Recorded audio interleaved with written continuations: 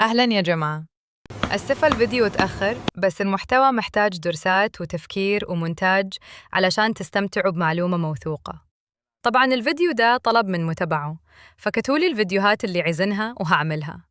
الفيديو هو روتين صباحي في العطلة. لو عايزين روتين يوم كمال أو روتين صباحي مدرسي قولولي. أنا عملت فيديو الاستيقاظ 4 فجراً وأهميتها، فأنا هامل إنك عملتي بالفيديو ده وصحتي 4 الفجر قبل صلاة الصبح. طبعاً مش هتمسكي الموبل أول حاجة. فوقي نضمي سريرك، توضي حتى لو مذنش بماء بارد.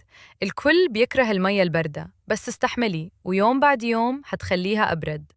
بنفسك استحمي بمية باردة علشان الدوبامين يرتفع وتحسي بالحماسة. لو مش قادرة استمحي بمية سخنة.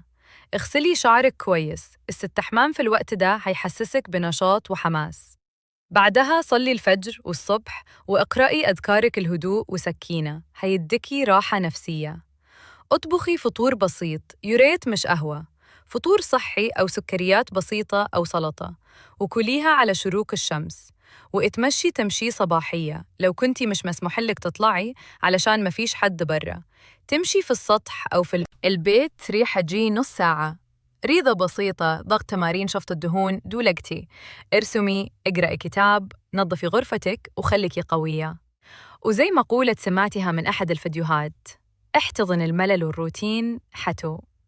لو ما قدتيش تعمل حجة من إلي قلتلك على ما تبوزيش. كل الروتين حواليه تعملي أكبر قدر من المهام.